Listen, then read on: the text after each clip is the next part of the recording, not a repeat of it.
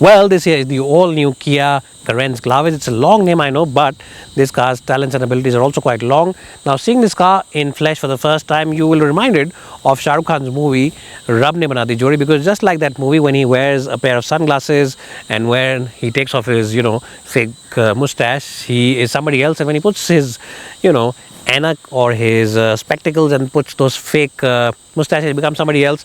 Just like that, you might feel that this is actually the Carens, but with a slightly different personality. And you're right, this car is more posh, it's more upmarket, and it's a little more sophisticated than the Carens. So really, it's a car which is half a segment above the Kia Carens in the overall portfolio that Kia is offering in India. Now, what is the big difference on the outside? As you can see on the face is completely different.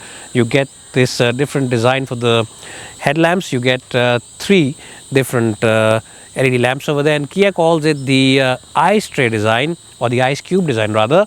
And you also get a very sleek looking LED treatment done on the main grille part, and that is called the Kia digital tiger face, or the Kia digital tiger nose. Now, what do you think of the looks? You can let me know in the comments below.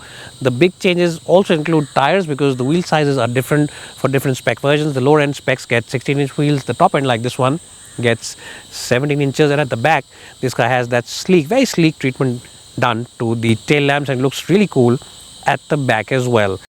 Well, so now I'm inside the cabin of the Kia Carens Clavis. This is the HTX Plus version, the top of the line version. So we showed you the HTK Plus earlier. This is the top of the line version, and the basic features between both those cars are very similar. So you get the automatic climate control, you get the digital cockpit over here with the infotainment, as well as the digital dials, which is same to that car. You also get 360 camera and parking sensors, which again is similar to that car, as well as hill descent assist and traction control, which you also get on the HTK Plus. The extra bits on this car include this huge panoramic sunroof, which is, a feature which everybody likes, and it adds to the sense of luxury inside the cabin. You also get electrically adjusted front seats. You get manual ones on the HTK Plus, so you get that as additional, and you also get ADAS level 2 features, things like blind spot assist, things like adaptive cruise control, lane keep assist, lane departure warning, as well as reverse collision warning. So in case you're reversing this car and somebody just comes, in your blind spot, or you don't know if a biker has just come crisscrossing you, then there will be emergency braking on this car. It will stop immediately, and even though that might not feel so good, that jolt might not feel so good, but it will keep you and your loved ones safe. So that's something which is there. You also get cool front seats, which is additional, and an electric handbrake along with the auto hold function, as well as different driving modes to choose from. So these are all the extra features: driving mode, cool front seats, ADAS level 2 features, huge panoramic sunroof, and before I forget, the Bose sound system in itself is worth the upgrade. Now, this is a very pleasant place to be. It feels nice, luxurious, and very upmarket. And just the color combination, this dark blue along with this nice beige theme, it just works really well inside this car. The top of the dashboard is dark blue. It's really dark blue, and the seats, the upholstery, the dashboard, it's in a very nice beige finish, and you also get this little silver elements on the dashboard. All these things combined together give this car's look a very, upmarket feel. It feels very elegant, very opulent. Anyways, 10 out of 10 to the cabin. Now let's jump in the back seat and show you some bits over there, and after that we'll take this car out for a spin, because this is the dual clutch automatic.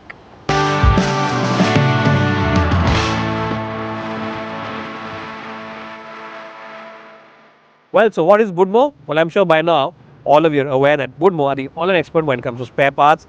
And the best point is that they have the spare parts for all vehicles available in India. So even if your car is out of production now, maybe you have a large generation model, even then they have the spare part available. They have the entire catalog. And the best point is that they have the same spare part from a host of different component makers, which gives you great flexibility in the pricing overall. So check them out today. Check out the app. It's available both for iOS as well as Android devices. And also check out the website for the latest schemes as well as offers. Budmo.com, the expert of online spare parts.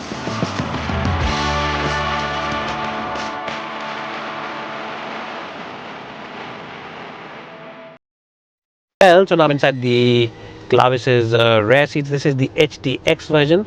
Now you've already seen the HTK Plus. This is the HTX Plus. This is top of the line version. So what do you get extra in the second row? Well, you get captain seats over here with your own armrest and your own, of course, seats. And of course, you can also move around the seats. You can slide them forward, or you can, of course, change the backrest angle. So in all those things, this is a nice and comfortable place to be. The AC vents have been shifted over here. They're not over here like they were on the HTK Plus, because this one has this huge panoramic sunroof, so it goes all the way over here till the back. So the AC vents had to be moved over here on the corners.